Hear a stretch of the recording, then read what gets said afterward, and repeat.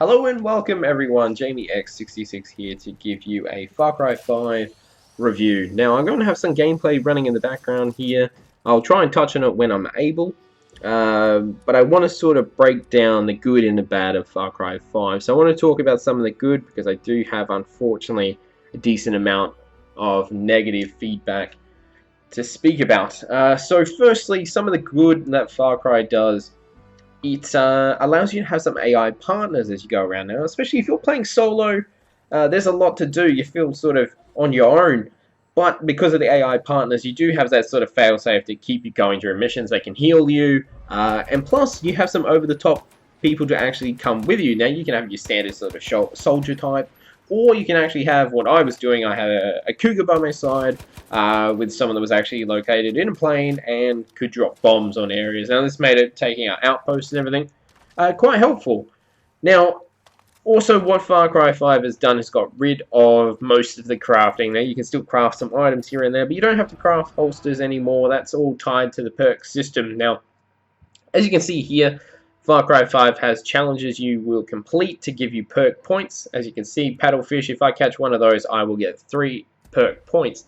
Now, you can use those perks to improve your swimming, get more resources, and get extra holsters. Now, it's a different system to what we usually get in Far Cry games, but it works. And that's especially the other change they've sort of done is taken away the mini-map, and you sort of have to use environmental storytelling and find items amongst the world to locate things on the map. So it does change it up a little bit from the standard Far Cry formula, but it sort of makes you become part of the world as you have to explore it in order to find out where things are.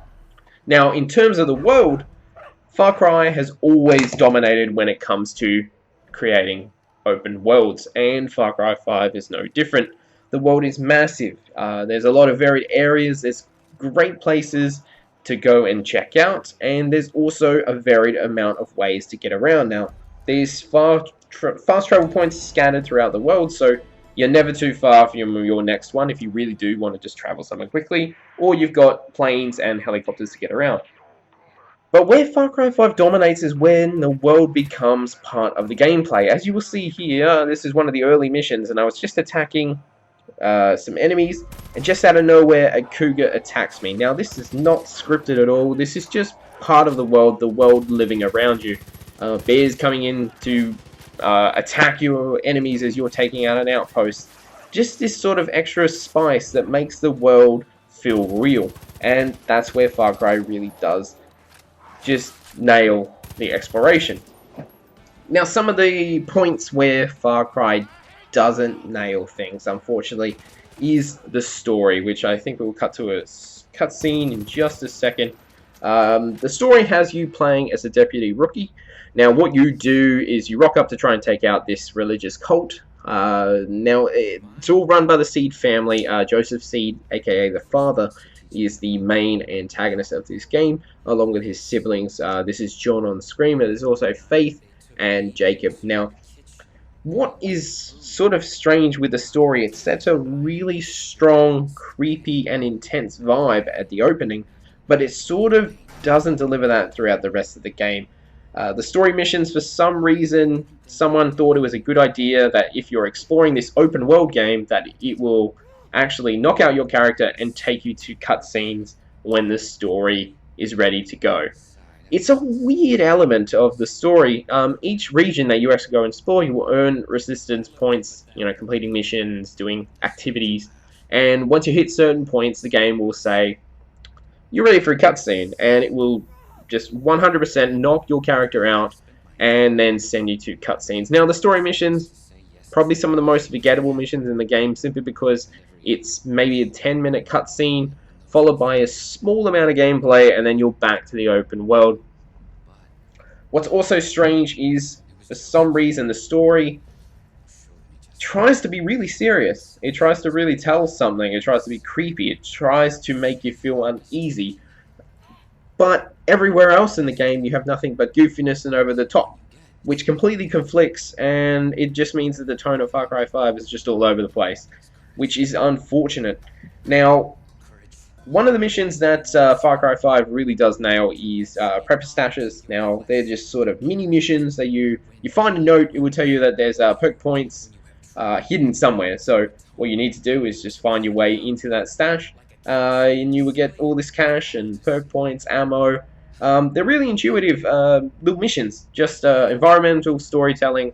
There was one where I had to go and explore, and I had to find a way to get over some electrocuted water, just so I couldn't get electrified. And it really does make you sort of think, which is great, because most of the other side missions in the game, as I said about the whole over-the-top nature, involve finding random characters that, unlike a game like Grand Theft Auto or Red Dead, where, you know, they're quirky to the point of being interesting and unique, unfortunately, Far Cry 5's characters are really over the top to the point of going past parody and just being annoying, especially to the fact that most of them will talk for a good 5-6 minutes in total before they can give you the missions. They really do go on for quite a while, with some really writing that comes across lame because it's not funny, and also almost offensive.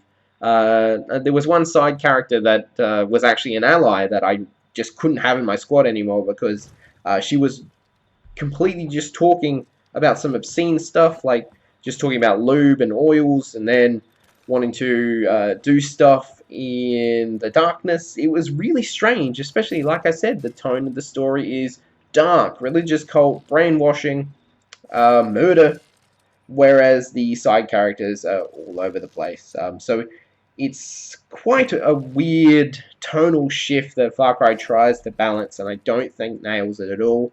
But it's quite unfortunate. The other main issue is that the game just feels kind of unpolished, to be honest. It feels quite just clumsy. There's a few things I wrote down here where there's some stump missions you can do, and just for whatever reason your allies will just stop being in your party. Vehicles won't spawn when you ask them to. It takes a few times.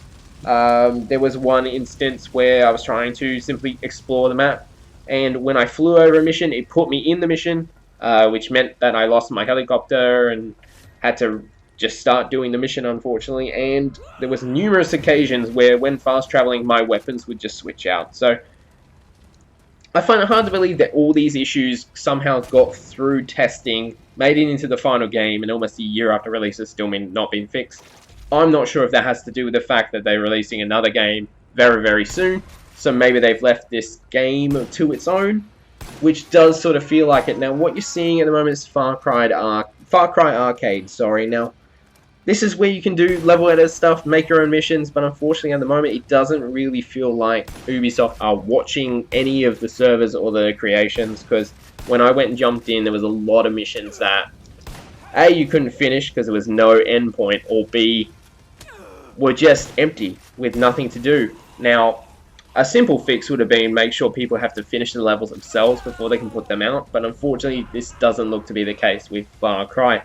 Now, there is multiplayer modes, but most of the servers are pretty dead, and it's mostly just a few people looking for trophies. So, Far Cry 5, unfortunately, I'm going to have to give a downvote. There's really not too much reason to go and play it. It's very cheap these days if you really do want to go check it out. But I'd love to hear your thoughts on Far Cry 5 and what you thought of the game in the comments below.